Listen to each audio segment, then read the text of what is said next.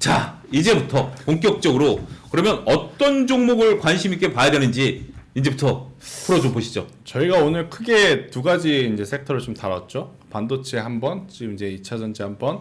저는 만약 여러분들 중에 반도체 관심 갖고 있는데 신규 매수를 조금 낮은 가격에 하고 싶다. 그랬을 경우에 이 한솔케미칼이라고 하는 기업도 한번 여러분들이 좀 보셨으면 좋겠다라는 생각이 들어요. 일단 한솔케미칼 같은 경우에는 반도체에 들어가는 이 소재를 이제 만드는데 원래는 반도체용은 아니었었어요. 그러니까 한솔이 한솔 재지도 있고 그렇잖아요. 그러니까 이쪽에 들어가는 이 소재 원료를 좀 만들다가 반도체용으로 지금 원료를 교체를 하면서 사업의 어떤 성장성이 굉장히 커진 지금 상황이다라고 좀 보시면 될 것 같고, 이 한솔그룹이 삼성가라고 보시면 됩니다. 그 삼성에서 이제 분파된 거죠? 그래가지고 삼성전자와의 어떤 깊은 인연, 그리고 이제 삼성전자로 이제 매출이 꾸준히 지금 발생하고 있는 상황이다라고 좀 보시면 될 것 같고요. 대신에 이제 다른 반도체 쪽보다 이제 상대적으로 이제 덜 못 갔었던 이유는 이제 두 가지가 있을 것 같은데, 첫 번째로는 시가총액이 생각보다 큽니다. 그리고 이제 두 번째로는 2차 전지의 어떤 좀 기류가 강했었어요. 특히나 이 음극재 공장을 좀 증설을 하면서 이 기업 반도체보다는 2차 전지 쪽으로 좀 봐야 되나 라는 시선도 좀 있었던 것 같아요. 그러다 보니 다른 반도체주들이 지금 올라갈 때 이 한솔케미칼 같은 경우에는 많이 올라가지 못했던 상황이다라고 좀 생각이 들어서, 만약에 좀 길게 보고 싶으시다, 어차피 나는 반도체 짧게 단타 칠 게 아니라 조금 길게 투자하고 싶으시다라고 하면 저는 이 한솔케미칼도 지금 위치에서 굉장히 좀 모아가는 것도 괜찮지 않겠는가라는 전략 한번 드리도록 하겠습니다. 자, 여기서 짧게 돌발 질문. 하이닉스 한미반도체 어떻게 봐야 될까요? 당연히 더 봐야죠. 네, 일단 한미반도체부터 차트 보면서 좀 이야기를 드릴게요. 사실 위험한 위치였습니다. 그러니까 왜 위험하냐라고 하면, 이거는 이 기업의 어떤 펀더멘탈이라든지 모멘텀을 그냥 다 제쳐두고 기술적으로만 좀 말씀을 드리면, 21선 이평선이라든지 61선 이평선은 한 번 닿을 때는, 그러니까 상승하다가 한 번 닿을 때는 이 자동적으로 어떤 반등세가 강하게 나올 확률이 높습니다. 처음에 이제 닿았을 때는. 그런데 이게 한 번 더 닿았을 때는 깨질 가능성이 굉장히 높거든요. 그렇죠. 왜냐하면 또 위에서 되는 거니까. 그렇죠. 예. 그리고 이제 깨질 가능성도 높은데, 만약에 깨지면 그 다음에 우리가 믿고 봐야 되는 것은 이 61선 이평선인데, 이렇게 급격하게 올라간 종목 같은 경우에는 우리가 흔히 이평선과 이평선의 이 사이, 이거를 이제 이격도라 그러잖아요.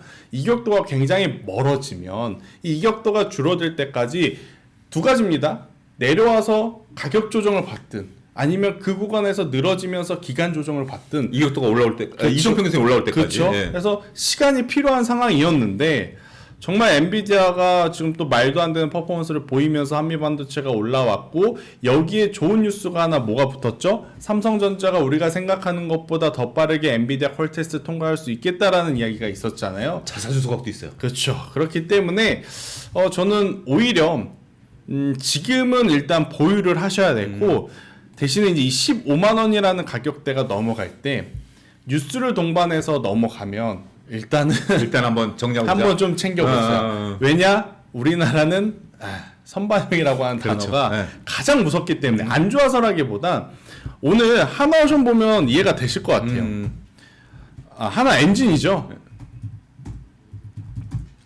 실적이 그렇게 좋게 나왔으면 매수해야 되는 게 맞고, 근데 이미 주가가 저런데 홀딩해야 되는 게 맞거든요. 근데 또 우리나라는 실적 잘 나오면 이렇게 또 빠져요. 그래서 저는 한미반도체는 뭐 안 좋다라기보단 일정 부분을 좀 챙기는 것도 필요하다, 저는 이렇게 설명드리고 싶고, 너무 고민하실 필요는 없을 것 같습니다. 이 조정에 못 샀던 우리의 그 공포가, 우리의 그 행동을 후회해야 됩니다. 네.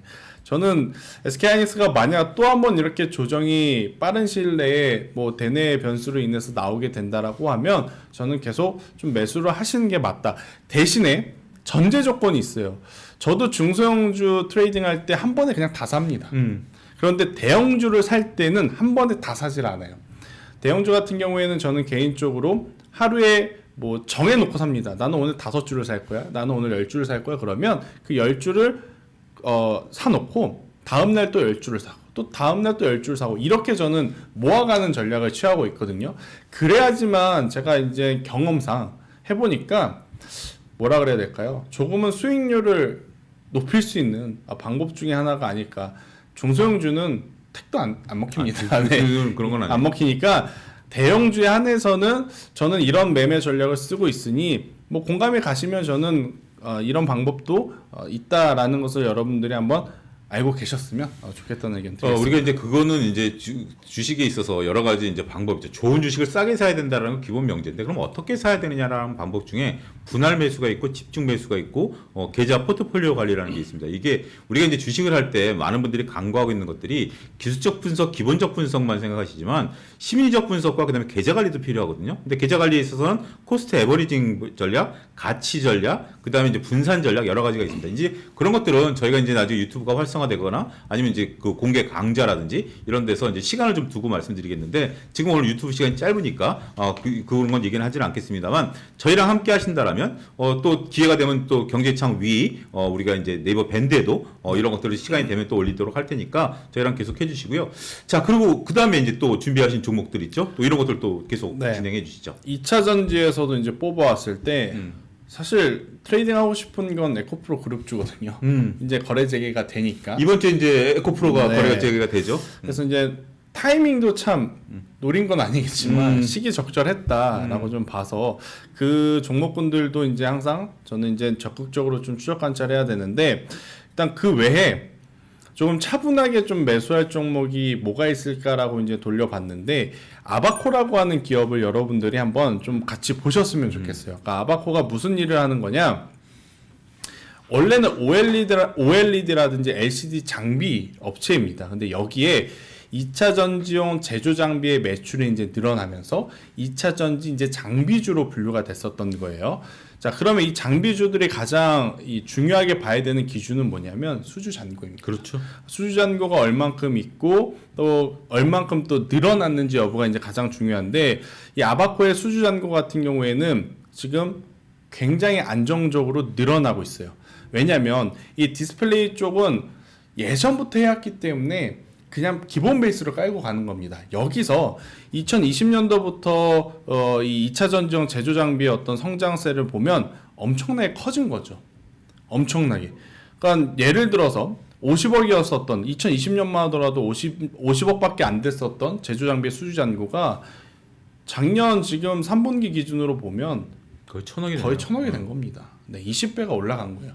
그러면 당연히 주가도 그에 맞춰서 흐름이 나와줘야 되고 지금 이 수주 잔고는 계속 이어지고 있다라는 관점에서 보면 저는 2차 전지 하면 포스코 그룹주, 에코프로 그룹주 여러분들이 당연히 제일 관심 많겠죠. 저도 관심이 많고요. 하지만이라기보다는 그쪽도 중요하지만 저는 이렇게 수주 잔고가 많은 2차 전지 장비주 쪽 아무래도 이제 2차 전지가 전체적으로 테슬라도 그렇고 우리나라 빅 기업들도 그렇고 조정을 받으면서 못 올라갔었던 기업들 저는 충분히 지금 다시 한번 올라갈 때다라고 좀 보여지고 있어서요. 2차 전지 쪽에서는 저는 이 아바코가 굉장히 다코스다라고 좀 설명드릴 수 있을 것 같고 차트를 보고 좀 이야기를 드리면 오늘 굉장히 중요한 위치까지 올라왔습니다. 왜 중요한 위치라 그러냐면 이 이평선이라고 하는 저항 매물을 넘어가느냐 넘어가지 못하느냐에 따라서 지금 흐름이 완전히 달라질 것 같거든요. 만약에 이번 주라든지 다음 주 초에 이 노란색 이동평균선이 지금 21선 이동평균선인데 여기가 돌파하게 되면 당연히 1차적인 목표는 이 고점을 넘어갈 것이냐 말 것이냐인데 제가 앞서서도 이야기 드렸지만 이 기술적인 반등의 흐름세가 생각보다 좀 강하게 나올 수도 있다. 정말 오랜만에 지금 수급이 들어왔기 때문에 그래서 이 고점을 좀 넘어가는 흐름도 저는 기대해 볼 수 있고 수주 잔고가 있는 만큼 미래를 예측할 수 있는 산업이잖아요. 이런 산업 같은 경우에는 짧게 보는 것도 좋지만 좀 길게 보셨을 때도 저는 매력도가 높다라는 의견까지 오늘 한번 들어보도록 하겠습니다.